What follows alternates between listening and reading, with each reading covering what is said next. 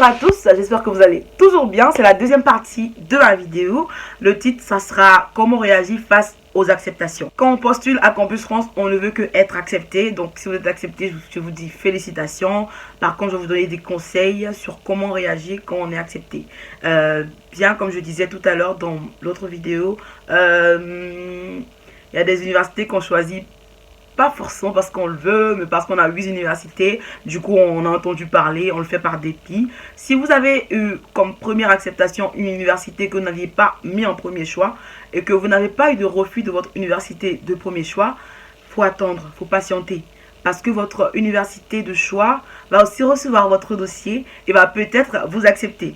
Si vous avez eu des réponses de plusieurs universités, ça peut vous emmener à vous presser ou bien à vous mettre dans l'euphorie. Vas-y, je vais me lancer comme ça. Faut attendre parce que vous pouvez être déçu après. Vous pouvez être déçu après. Si vous avez choisi une université en premier choix, c'est que vous avez fait des recherches sur cette université. Donc vous savez pourquoi vous y allez. Ou peut-être que vous avez de la famille. Mais si vous vous lancez dans une aventure que vous ne savez pas, c'est compliqué. Quand vous êtes accepté que par des universités que vous n'aviez pas mis en premier choix ou bien que par des universités dont vous n'aviez pas la parfaite information, je vous conseille d'appeler l'université par rapport déjà à l'exonération parce que d'ici l'année prochaine, il y a d'autres universités qui vont commencer à appliquer le nouveau tarif de la scolarité. Il y a un ami qui m'avait parlé d'une université que j'ai plus tellement en tête, je vais noter là, vous allez voir, qui va appliquer l'année prochaine le nouveau tarif sans exonération. Donc, faudrait bien vous renseigner. Je parie que c'est pas la seule qui va le faire. Du coup, je vous conseille de vous renseigner.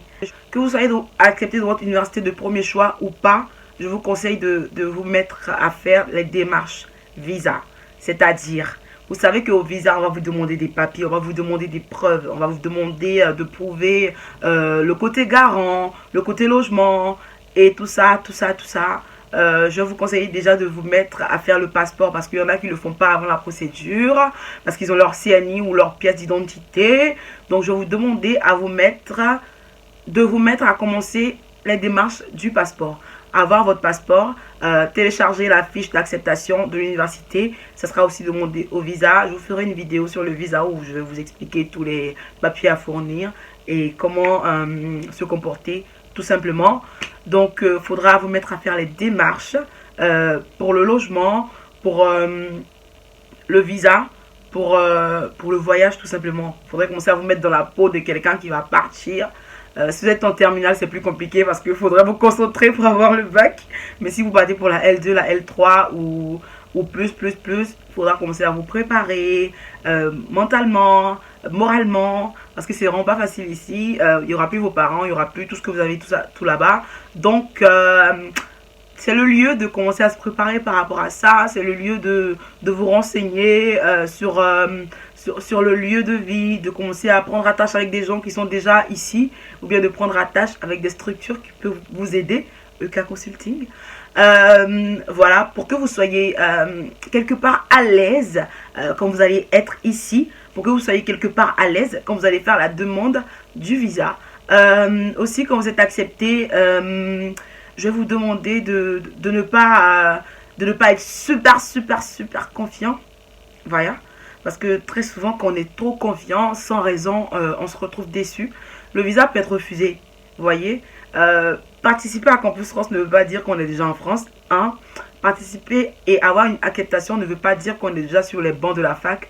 2. Donc, le visa, il y a encore un blocage. Parce que si on est dans l'euphorie et qu'on ne prépare pas bien nos documents pour le visa, ça sera compliqué. Le visa, ça bloque plusieurs personnes. Vous voyez. Après, le délai que vous avez pour aller dans le pays après acceptation, c'est jusqu'à avant la rentrée. Et il vous est conseillé de commencer les démarches du visa, je pense, dans les 1 mois qui suivent. Parce qu'en fait, à moins que vous soyez en terminale, parce que vous devez avoir votre attestation de réussite.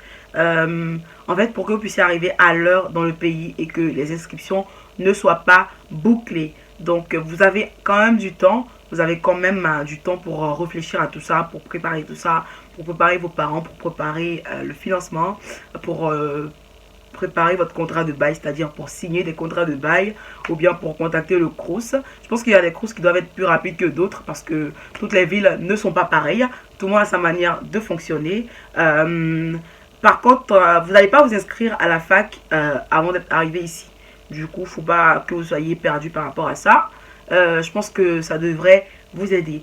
Je vous souhaite des acceptations et on se dit à bientôt pour une nouvelle vidéo. N'hésitez pas à mettre un pouce bleu et à commenter si vous avez aimé. Ciao!